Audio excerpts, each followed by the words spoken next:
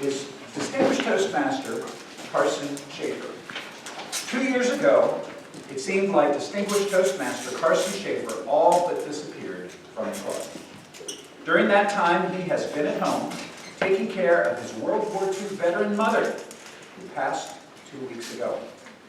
Here, with his mother's eulogy and a bit of insight into the mind of the greatest generation, please welcome Carson Shaffer with the eulogy of Marjorie Gibson Shaffer in the speech, "Never Explain, Never Complain."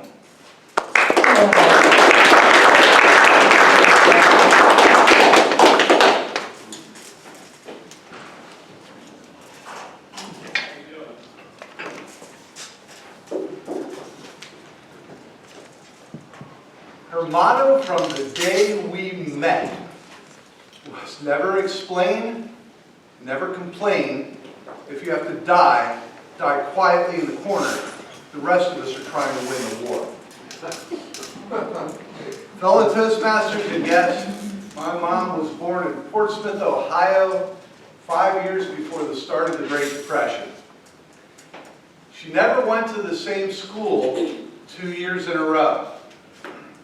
Her mother, she never referred to her as anything besides mother, and father, without telling her why, left her alone with her grandfather when she was 6 years old for 3 years. They never told her why. It affected her deeply, and she wants her ashes interred in Portsmouth, Ohio at her grandfather's gravesite.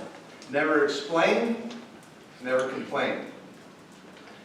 Still a different school every year, in the middle of the Great Depression. She excelled academically. She got mostly straight A's. Every year, different schools, straight A's. She excelled academically, and she got accepted into college on an academic scholarship. College was going to save her life. She got her textbooks, she got ready to go, and her mother said, "No, we're moving. You're not going to college." And her mother burned her textbooks in front of her while she sat, watched, and cried. Never explained, never complained. She got a job as a bookkeeper out of high school, and then found another job that she thought she wanted more, so she applied. Well, back in those days, the two men who owned the company got together, and they decided what Marjorie Gibson's fate was going to be, and then informed her of their decision. That's how the world was back then. She despaired and told me many times that life is seen through a veil of tears. Never explain, never complain. Then, December 7th, 1941, a date which will live in infamy, she left home, bye, and joined the Navy, enlisted at 19.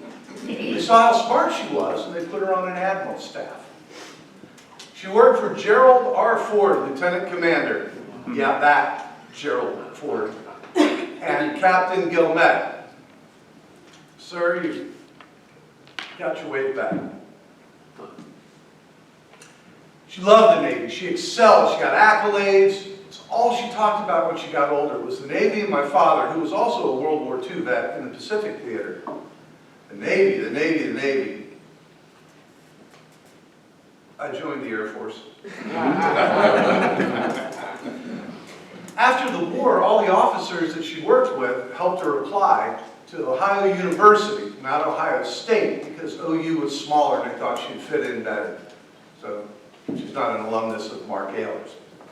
She met my dad in front of the movie theater on Valentine's Day at OU. Her roommates didn't like him because he was a good dancer. So my dad got his master's and entered corporate America, and my mom became involved in civics clubs.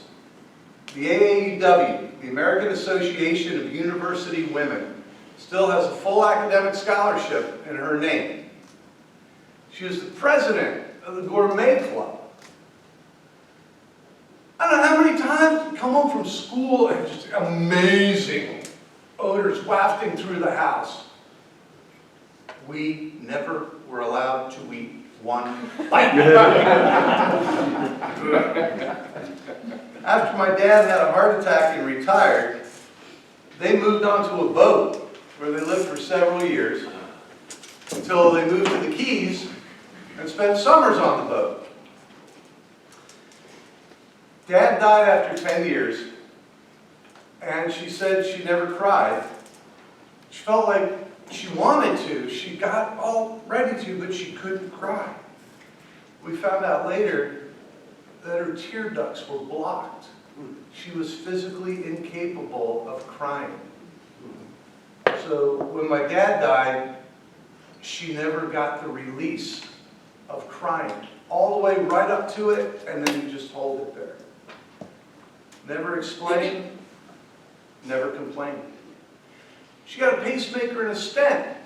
Never told me. And I'm an only child.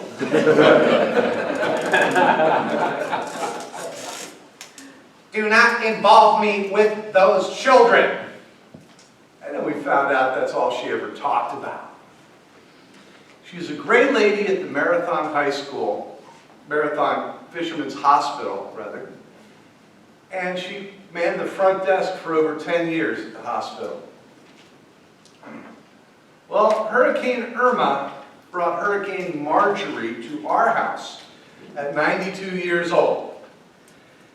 Living on a farm in Christmas, Florida was not her style, and she let us know that. One night, my wife and I went to dinner. We came home 15 minutes late, and she read my wife the riot, full military dressing down. My unflappable nurse wife finally snapped and said, "Lady, I'm 50 years old and this is my house, and if I want to stay out till dinner till 8:30 on a Friday night, I will." I'm in the living room knowing that if I laugh, they're both going to kill me. And she complained. I explained that you never complain, but she did anyway. She fell. She got mostly better, and then she fell again. Said 20 times a day, "I want to die." Over again. Well, at the end, they're trying to put an oxygen mask on her, and she's batting it away, going, "Let me die, let me die, let me die." So they held it on her, and she goes,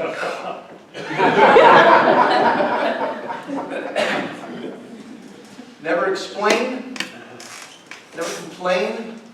If you have to die, die quietly in the corner. And she did, quietly in the corner, stubborn to her last breath, which she held. Mr. Toastmaster.